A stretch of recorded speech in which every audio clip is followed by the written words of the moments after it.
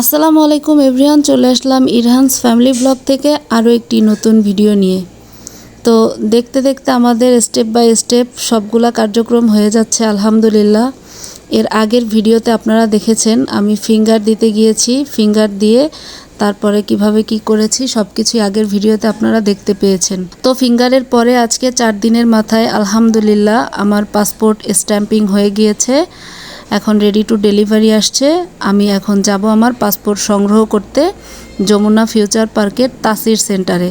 তো আমি কিভাবে কি করলাম, কিভাবে গেলাম সব কিছুই থাকছে আজকের ভিডিওতে। সম্পূর্ণ ভিডিও দেখতে হলে আমাদের সঙ্গেই থাকতে হবে। তো চলুন যাওয়া যাক। বাসা থেকে বের হয়ে সরাসরি চলে আসলাম আমি যমুনা ফিউচার পার্কের সামনে। এই হচ্ছে পথচারী প্রবেশ। আমি এখন এখান দিয়ে এন্ট্রি করব, তারপরে আমি যমুনা ফিউচার পার্কে প্রবেশ করব। তো চলুন সব দেখতে থাকুন।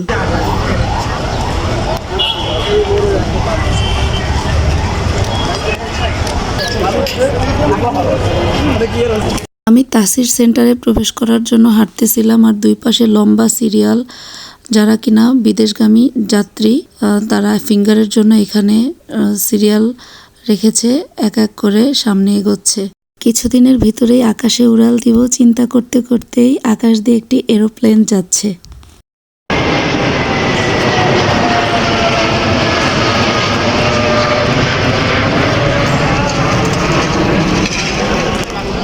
আমি যমুনা ফিউচার পার্কের একদম মেইন রোড থেকে ভিতরে প্রবেশ করতে করতেই এখন 1 নাম্বার গেট চলে আসছে।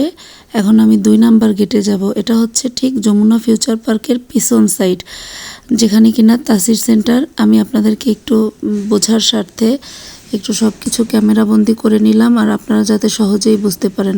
যমুনা ফিউচার পার্কের একদম পিছন সাইডের গেট দিয়ে আপনারা 2 নাম্বার গেট দিয়ে প্রবেশ করেই দেখতে পাবেন welcome to the visa service centre the kingdom of Saudi Arabia.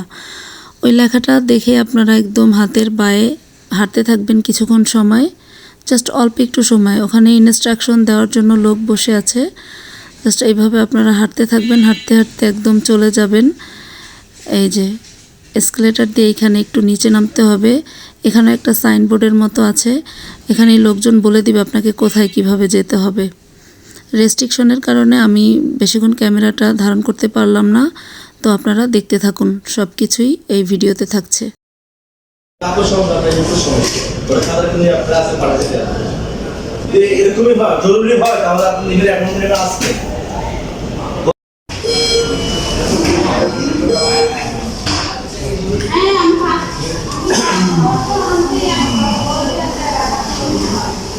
তাসির সেন্টারে প্রবেশ করেই আমি আমার পেমেন্টের স্লিপটা জমা দিলাম।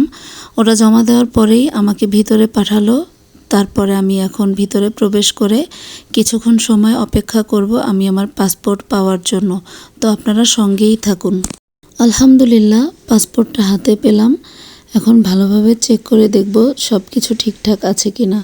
এর আগে যখন সৌদি আরব গিয়েছিলাম তখন সরাসরি পাসপোর্টের উপরে স্ট্যাম্পিং হতো, বাট এখন আলাদা করে একটা পেপারস দেওয়া হয় যেটা কিনা ই ভিসা বলে। ওই পেপারসটাই হচ্ছে আপনার ভিসা। যাই হোক, আমি আমার সব ভালো করে চেক করে আমার পাসপোর্টটা ঠিকঠাক আছে কিনা, স্ট্যাম্পিং হয়েছে কিনা ওটা দেখা কমপ্লিট করে আমি এখন সরাসরি বের হয়ে গেলাম তাসির সেন্টার থেকে। ইরহানকে রেখে আসছি, তাই বেশিক্ষণ সময় স্টে করলাম না। যমুনা ফিউচার পার্কের ভিতরে অনেক ঘোরাঘুরি করার ইচ্ছা থাকা সত্ত্বেও আর স্টে করলাম না ওখানে। যাই হোক, অবশেষে আমি বের হয়ে আমার পাসপোর্ট, আমার আর ইরহানের পাসপোর্ট নিয়ে বের হয়ে সরাসরি রওনা দিলাম বাসার উদ্দেশ্যে।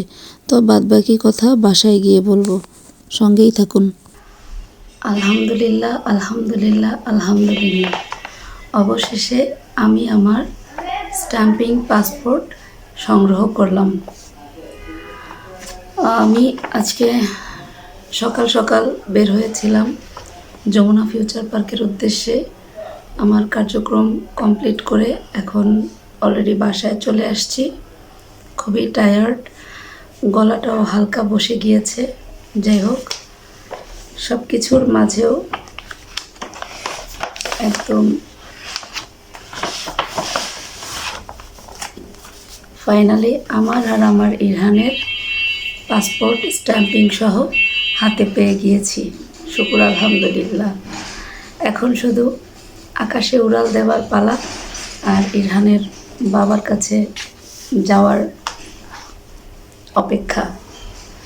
তো আপনারা সবাই দোয়া করবেন আমার আর আমার ছেলের জন্য, আমরা যেন সহি সালামতে সৌদি আরব ইরহানের বাবার কাছে গিয়ে ভালোভাবে পৌঁছতে পারি।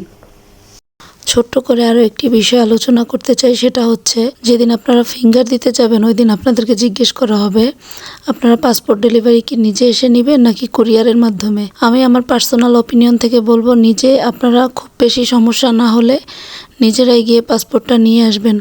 কুরিয়ারে অনেক ঝামেলা পোহাতে হয়, 10 থেকে 12 দিন সময় লাগে, প্লাস প্রতারণারও একটা সম্ভাবনা থাকে।